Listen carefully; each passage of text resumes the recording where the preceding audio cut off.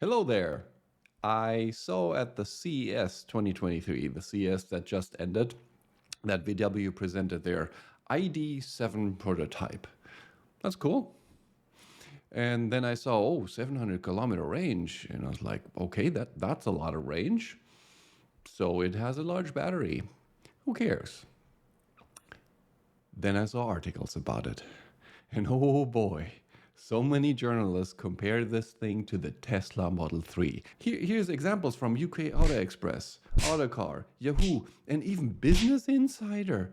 I mean, what the HE double hockey sticks? You know, journalists really grind my gears when they are sensationalistic and don't do their homework.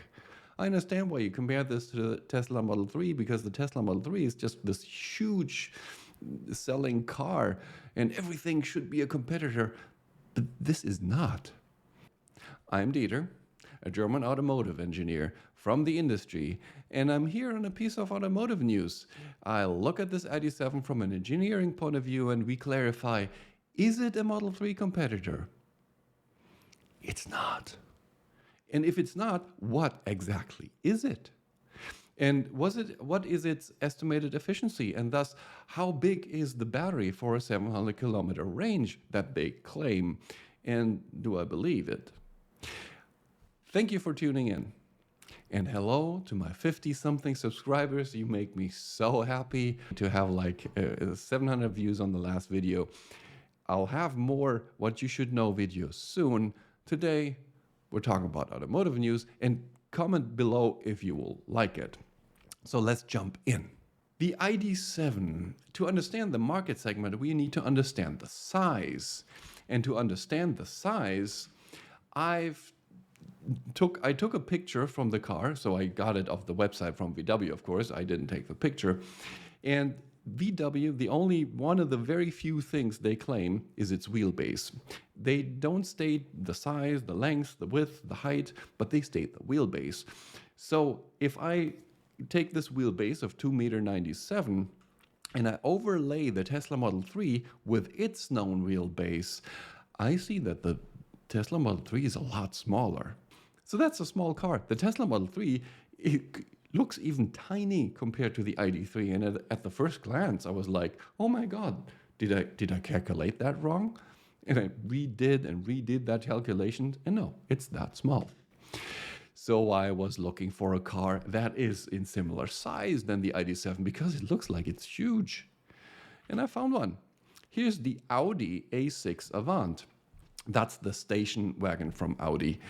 And that's about the same size. Notice that the perspective doesn't really perfectly match up. It's very, very close. Okay. Is it really this big? I decided to see if I can make out other aspects, and we can zoom in here and look at the tires. Look at this. Something 0, 35, 45, R20. So 235 width, that's normal. 45 height, that's normal. 20-inch? That's not normal. Those are huge tires. Can we see more? Look at this. Pirelli Scorpion Zero. VW probably made Pirelli do bespoke tires, so it's difficult to compare them with existing Pirelli tires. Let's do it anyway. We can look these up, and here's the Pirelli website. They are claiming those tires to be SUV tires. As a matter of fact, they are 8 to 9% larger than the Tesla Model 3 tires, which makes perfect sense with the picture we've seen before. So we're not dealing with a normal mid-sized passenger car. We're dealing with a passenger car that is running SUV tires because it's probably very heavy, because it needs to be, because it probably needs a huge battery. So the VW press statement claims it is premium midsize. What is that supposed to be, premium midsize? I would think that's midsize, but expensive. That doesn't make any sense for VW. VW doesn't make expensive cars. So is this a new woke statement of not insulting your car size? Officer, I didn't drive too fast. I drove premium speed limit. What marketing? It's a huge car. Okay, this is a large car, and as a matter of fact, it's within the largest car segment in Europe. I know the US people have larger cars than this, but this is a large passenger car. Who needs such a thing? What is its reason to be? Here's the Passat. The Passat is a true mid to large size car. It's right in between. Let's compare it to Mercedes. It's right between the C class and the E class. And the Passat, at least in Germany, is the workhorse for salesmen, for technicians, for business people. So it is the used car for business. And I think something like 95% of all Passats sold are sold to businesses as company cars. And I understand why. It's a really good car. It's relatively cheap. It gives you great comfort. It's not exciting in any way, but it's a workhorse. This thing is a mule. You can get stuff done with this car. And that's what the ID.7 is. The ID.7 wants to be the business workhorse for EVs. And there's, in my opinion, no other car that does that in the EV segment. And if you want to be a workhorse, you need to have long range. If you want to have long range, you need to have a big battery. How big? I will leave a link to my last video, what you should know about car efficiency. And with the knowledge from that video, we can estimate the ID.7's efficiency. So these are now my estimations with my simulations from what I know. And we'll estimate the battery size. To do this, I first need to estimate the weight. Well, this thing is running SUV tires and it's rather large. So I'm estimating the weight realistically around 2.3 tons. VW in the ID.3 doesn't even make a light car, so I don't think this is going to be light.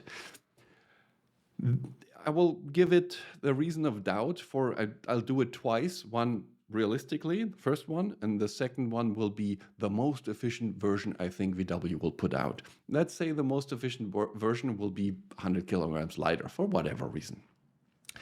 Then I've looked up the tires in the EU efficiency label and found out they're B tires. If you want to know what that is, watch the efficiency video. I'm explaining this. Then we need the cross-section of the car to estimate the aero resistance.